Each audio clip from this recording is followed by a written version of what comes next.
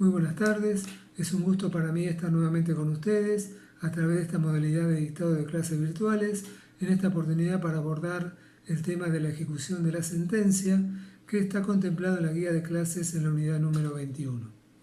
Bueno, comenzaremos por ver dónde contempla este procedimiento del código. Para eso tenemos que ir al libro tercero que habla de los procesos de ejecución. Dentro de este, el título primero que nos habla de ejecución de sentencias. Luego en el título segundo habla de juicio ejecutivo y en el título tercero de ejecuciones especiales tales como la hipotecaria, la prendaria, la fiscal y la comercial. Pues bien, si bien el código incluye como un proceso de ejecución más a la ejecución de sentencia, considerándola para alguna doctrina de este modo como un proceso independiente del principal en el cual fue dictada, nosotros entendemos que esto no es así y que la ejecución de sentencia es tan solo una etapa más dentro del proceso de conocimiento en el cual fue dictado. Venimos viéndolo así desde el comienzo del curso, donde graficábamos al proceso de conocimiento en distintas etapas. La primera, la etapa introductoria, donde las partes ejercían, por ejemplo, el actor a su pretensión, la demandada ejercía su pretensión declarativa de certeza negativa respecto a la pretensión del actor pidiendo rechazo de la demanda. Podía haber reconvención, contestación, excepciones, contestación, para después, si había hechos respecto de los cuales no hubiera conformidad entre las partes, acceder a la etapa probatoria, donde a través de los medios de prueba las partes propendían a formar el convencimiento del juez para que, una vez finalizada esta etapa de prueba y llegada a la etapa conclusional, el juez valorara esa prueba y de alguna manera fijara los hechos, en su caso dictando una sentencia, una norma individual que resolviera el conflicto que le habían llevado las partes a su conocimiento. A lo largo de todo este proceso de conocimiento de estas primeras tres etapas, el juez conocía exhaustivamente y sin limitación alguna, más allá de la que le acercaran las partes a través del principio dispositivo en cuanto a los hechos, y en cuanto al principio de congruencia que marcaba el conocimiento y limitaba el conocimiento que podía tener el juez, pero dentro de estos parámetros el juez conocía exhaustivamente respecto de los hechos y las partes libremente ejercían su pretensión y su defensa sin limitaciones en cuanto a los hechos ni en cuanto a la prueba. Esta amplitud del proceso de conocimiento permite el dictado de una sentencia que pase en autoridad de cosa juzgada material y que una vez firme esa sentencia, para el caso que no sea cumplida voluntariamente por el condenado y a pedido de el vencedor, se proceda a la etapa de ejecución.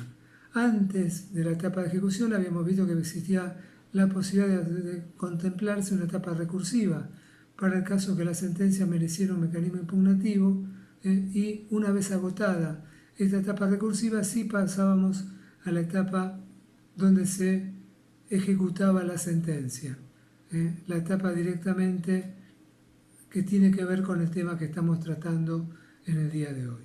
Pero entonces, para nosotros la ejecución de sentencia es una etapa más dentro del proceso de conocimiento, si bien permite a la doctrina que no lo considera así sostenerlo en sentido contrario el hecho de que lo trata el código como un proceso de ejecución. Nosotros entendemos que hay algunas normas del código también que permiten abrevar en el concepto de que es una etapa más, dado que está íntimamente ligada a la ejecución de sentencia al proceso donde precisamente fue dictada esa sentencia. Fíjense ustedes que vamos a ver más adelante que la intimación de pago no es un requisito esencial en la ejecución de sentencia, como sí lo es en el juicio ejecutivo, que sí es un proceso de ejecución obviamente independiente. Entonces, la ejecución de sentencia no requiere la intimación de pago porque precisamente ésta se efectuó con la notificación de la sentencia al demandado, cosa que sí van a ver ustedes cuando aborden el tema del juicio ejecutivo, exige el juicio ejecutivo. dado que la intimación de pago en el juicio ejecutivo es esencial porque es el que le permite oponer excepciones precisamente al ejecutado para poder defenderse. Es decir, al ser intimado de pago es cuando puede deducir las excepciones de 544 que puede a través de ellas cuestionar el título base de esa ejecución. Fíjense que tienen en común, es cierto, el juicio ejecutivo y la ejecución de sentencia, que en ambos se ejecutan títulos, pero con notables diferencias.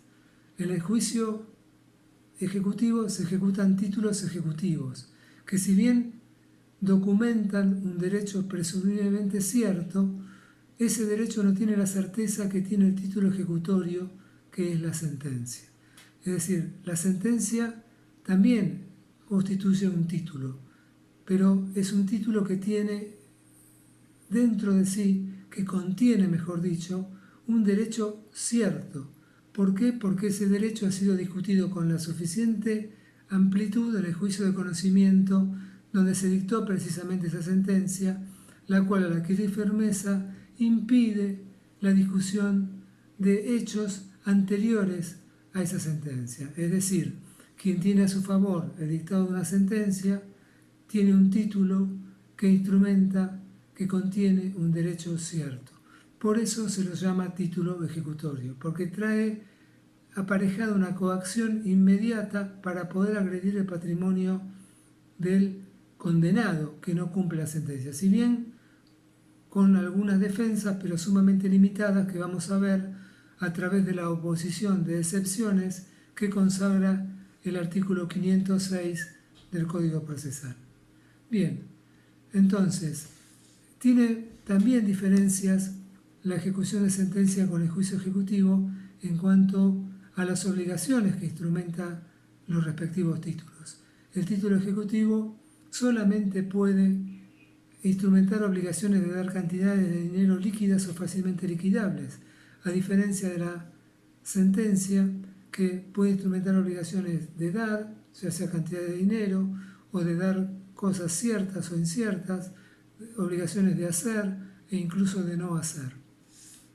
Tienen también diferencias el título ejecutivo con la ejecución de sentencia en cuanto a la legitimación, quiénes son los sujetos legitimados para perseguir la ejecución de unos y otros.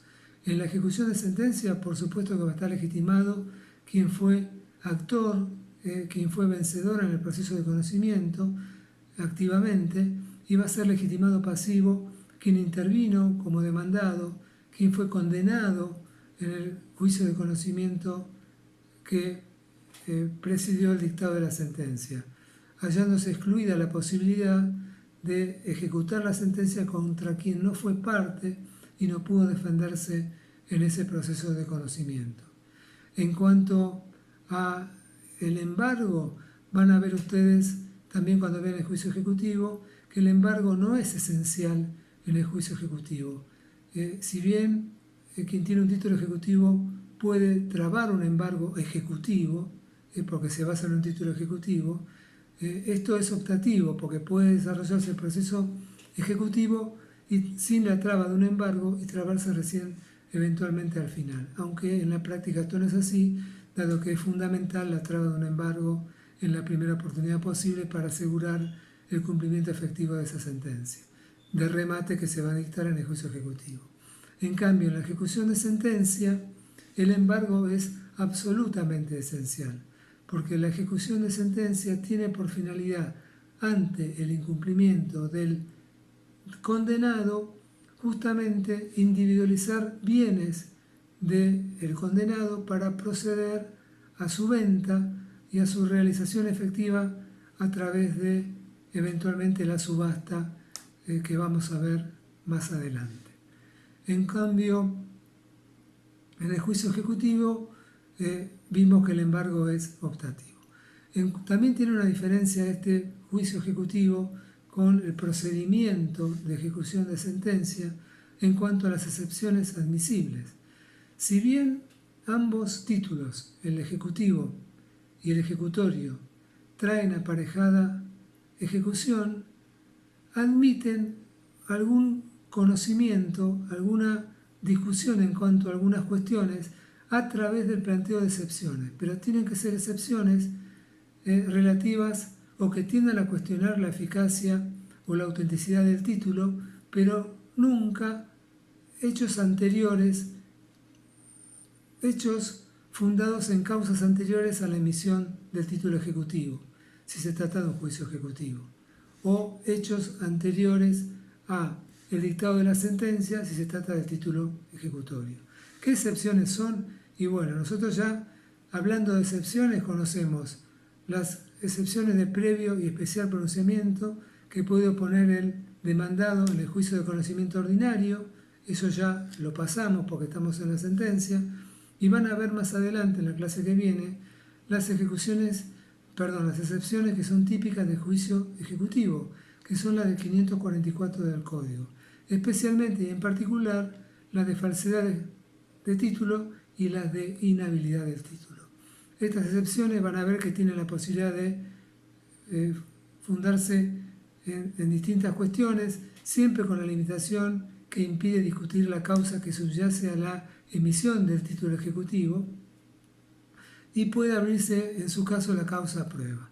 En cambio, en la ejecución de sentencia vamos a ver ahora a lo largo de esta charla que las excepciones son mucho más limitadas, son únicamente las del 506 del Código Procesal, solamente pueden versar sobre hechos posteriores a la sentencia y solamente se pueden acreditar a través de constancias del expediente, que ya obran en el expediente, o de documentos emanados del ejecutante. Como ustedes verán, si bien hay una posibilidad de que el juez conozca respecto de estas cuestiones, es sumamente limitada, dado que ya se transitó un juicio de conocimiento amplio que permitió una discusión exhaustiva sin limitaciones. Lo que hace que esté vedada en esta etapa de ejecución de sentencia cualquier discusión sobre hechos anteriores a la sentencia que están cubiertos por los efectos de la cosa juzgada. En cuanto a los mecanismos impugnativos, en ambos, tanto en el juicio ejecutivo como en la ejecución de sentencia, ustedes ya vieron en la clase de recursos que rige la regla de la inapelabilidad, en cuanto a que está restringida la apelación, sobre todo a través de la concesión de los recursos que puedan corresponder del recurso de apelación, con efecto diferido, dice el Código, entiéndase con trámite diferido. En el juicio ejecutivo, los recursos que se concedan durante precisamente el juicio ejecutivo se conceden con trámite diferido para ser considerados cuando se apele la sentencia de remate. En cambio, en la ejecución de sentencia, los recursos de apelación que se concedan durante la ejecución de sentencia se conceden con trámite diferido para ser considerados junto con la apelación contra la denominada sentencia de venta, que es la que manda a llevar adelante la ejecución de sentencia, como vamos a ver después. Bueno, esto para que les sirva de parangón en cuanto a comparación respecto de algunas cuestiones que se pueden plantear en la ejecución de sentencia y en el juicio ejecutivo, teniendo en cuenta que el Código las trata a ambas, la ejecución de sentencia y el juicio ejecutivo, como proceso de ejecución. Reitero, para nosotros en forma equivocada, dado que la ejecución de sentencia es una etapa más del proceso de conocimiento y no es un proceso de ejecución independiente de aquel en el cual se dictó esa sentencia. Bien. Ahora, ¿qué sucede entonces cuando a una sentencia declarativa, ustedes saben porque han visto ya resoluciones judiciales, que todas las sentencias son declarativas, en el sentido que declaran la existencia o inexistencia del derecho reclamado por el actor en la demanda? Vieron también que hay sentencias que además de declarativas son constitutivas, en tanto además de declarar el derecho, constituyen determinado estado jurídico, por ejemplo, en un juicio de adopción, donde se declara precisamente a través de la sentencia la adopción de una determinada persona. En puridad, esas sentencias que son declarativas y constitutivas no son pasibles de ejecución, sino que su cumplimiento se lleva a cabo, por ejemplo, en el caso de la adopción, a través de la inscripción marginal de esta condición de adoptado en el certificado de nacimiento de la persona de que se trate. Es decir, el cumplimiento se lleva a cabo de esta manera, pero en puridad la ejecución de sentencia solo le compete a las sentencias de condena, es decir, aquellas sentencias que además de declarar el derecho, condenan a la parte vencida al cumplimiento de alguna prestación a favor de la parte vencedora. En esos casos, entonces, además de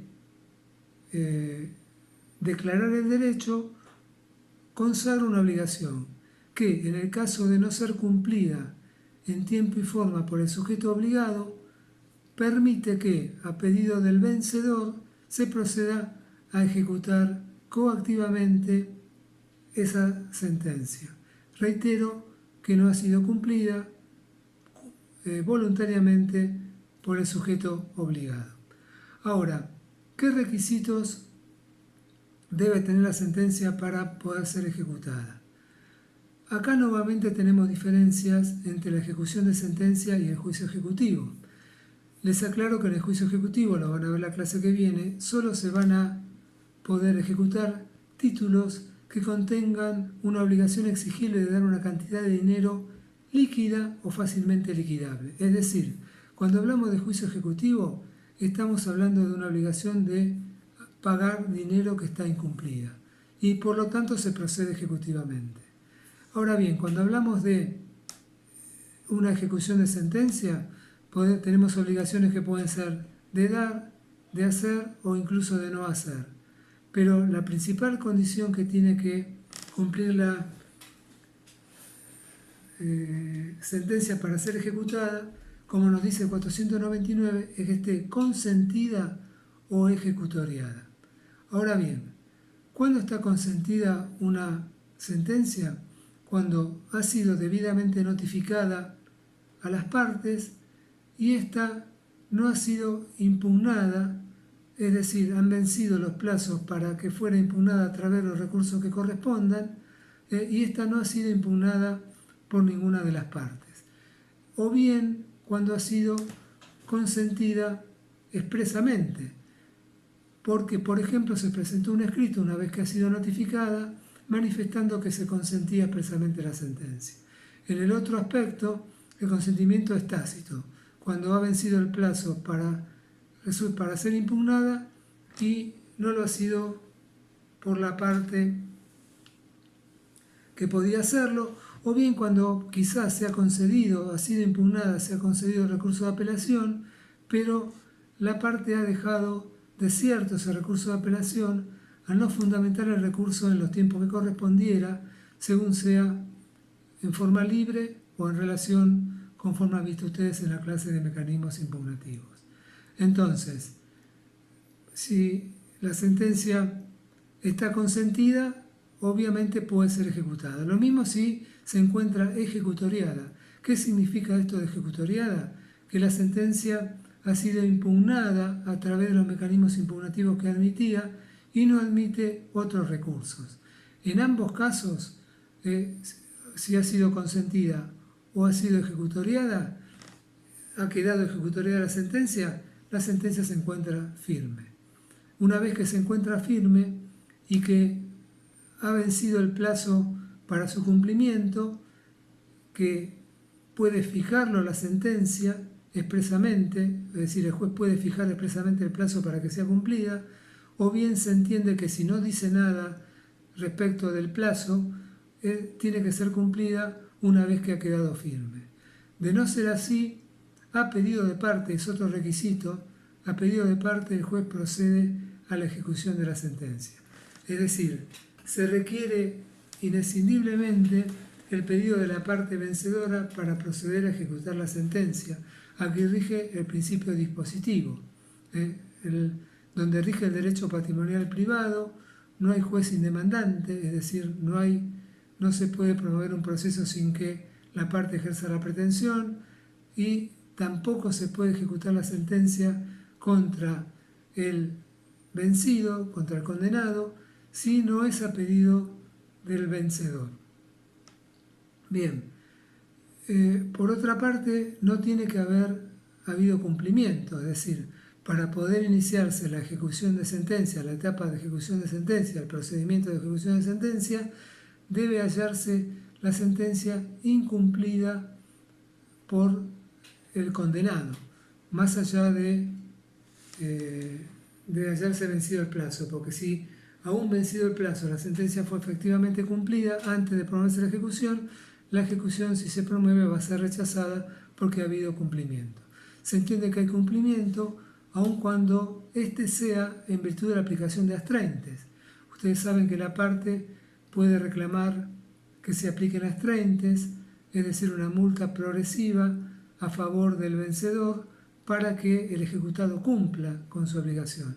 Si cumple de este modo, no se trata de ejecución de sentencia, sino de cumplimiento de la sentencia. Hay algunas excepciones que podemos ver respecto de la ejecutoriedad de la sentencia. ¿Qué significa esto? Significa que yo puedo ejecutar la sentencia aun cuando ésta no esté firme. Y sí, el código me permite en algunas situaciones proceder a la ejecución de la sentencia, que es una ejecución provisoria, sujeto a lo que en definitiva suceda después, generalmente por la apertura de vías recursivas, pero me permite hacer esta ejecución provisoria aunque la sentencia no esté firme. Por ejemplo, cuando la sentencia puede ser atacada con un recurso de apelación concedido con efecto devolutivo. Ustedes han visto ya en la clase anterior de recurso de apelación que el principio es que el recurso de apelación se concede con efecto suspensivo. Esto significa que, apelada la sentencia, no se cumple, o sea, se suspende el cumplimiento de la sentencia.